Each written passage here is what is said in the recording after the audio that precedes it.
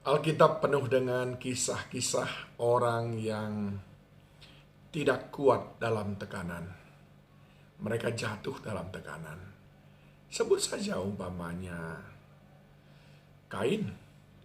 Dia jatuh dalam tekanan yang dia buat sendiri dari dalam hatinya karena dia merasa sangat-sangat terpukul ketika Tuhan tidak menerima persembahannya. Begitu juga dengan istrinya Ayub. Hidupnya menjadi tidak berkenan di hadapan Tuhan karena dia tidak kuat menerima tekanan. Satu lagi kisah yang sangat spektakuler yaitu Raja Saul yang juga akhirnya Tuhan hentikan kerajaannya karena dia tidak kuat dalam tekanan ketika bangsa Filistin menyerang mereka di Gilgal. Lalu Saul mengambil tugas yang mestinya dilakukan oleh Samuel, yaitu mempersembahkan korban bagi Tuhan. Apakah saudara mampu tetap hidup berkenan sekalipun dalam tekanan? Kayaknya hal ini kita bisa pelajari dari kehidupan Daud, kehidupan Paulus. Dan hari ini saya mau mengajak saudara belajar dari kehidupan Paulus yang ditulis dalam 2 Korintus pasal yang kelima. Apa yang dia lakukan ketika menghadapi tekanan. 2 Korintus 5 mulai dari ayat yang keempat. Sebab selama masih diam di dalam kemah ini, kita mengeluh oleh beratnya tekanan. Karena kita mau mengenakan pakaian yang baru itu, tanpa menanggalkan yang lama. Supaya yang fana itu ditelan oleh hidup. Tetapi Allah lah yang justru mempersiapkan kita untuk hal itu dan yang mengaruniakan roh kepada kita sebagai jaminan segala sesuatu yang telah disediakan bagi kita. Maka oleh karena itu hati kami senantiasa tabah meskipun kami sadar bahwa selama kami mendiami tubuh ini kami masih jauh dari Tuhan. Sebab hidup kami ini adalah hidup karena percaya, bukan karena melihat. Ayat yang ke-9. Sebab itu juga kami berusaha, baik kami diam dalam tubuh ini, maupun kami diam di luarnya, supaya kami berkenan kepadanya.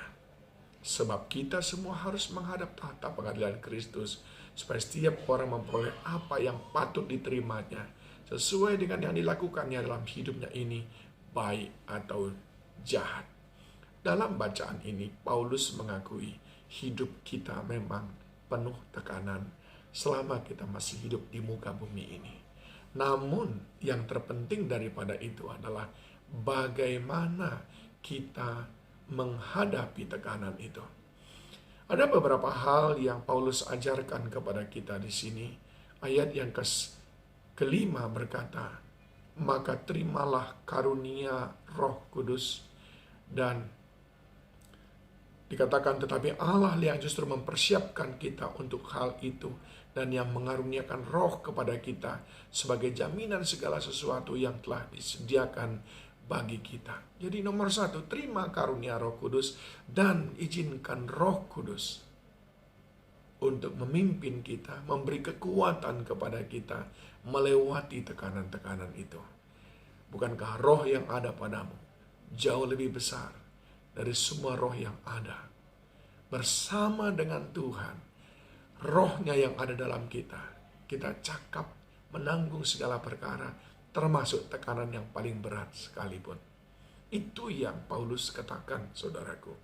Kita perlu hidup dalam roh, kita harus menjadi manusia roh. Sehingga dengan demikian kita diberi kekuatan demi kekuatan lewat penyertaan Roh Kudus dalam diri kita. Yang kedua, dikatakan dalam ayat yang ke-6, maka oleh karena itu hati kami senantiasa tabah.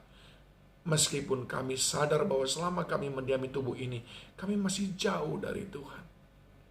Tabah.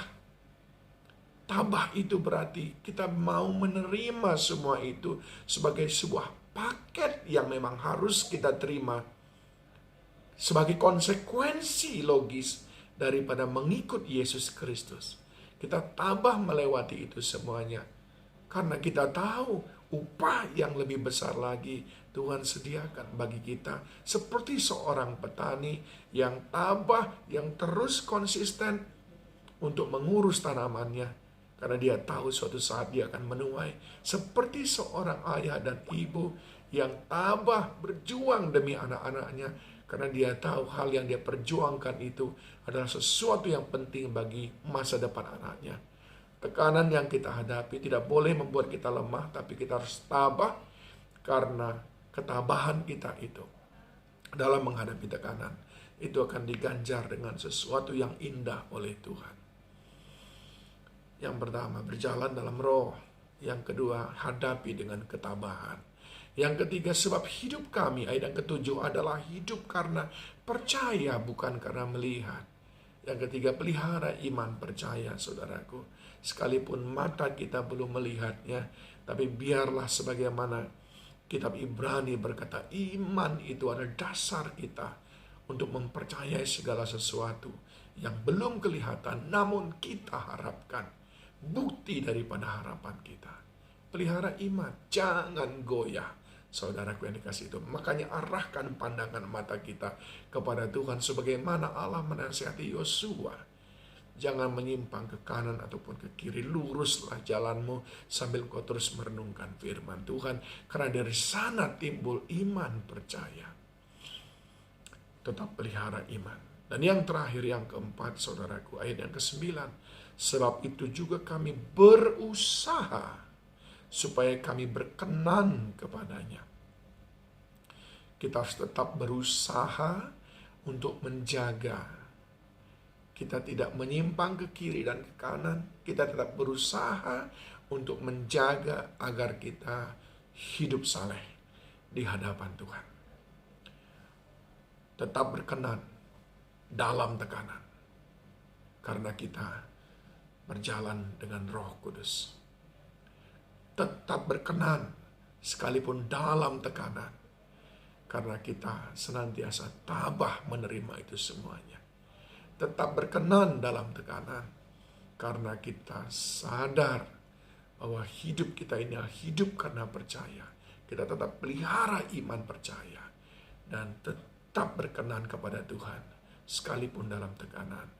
Karena kita berusaha untuk tetap hidup saleh, tidak mendukakan hati Tuhan, sekalipun dalam tekanan. Kiranya firman ini menolong kita semuanya. Tuhan Yesus memberkati.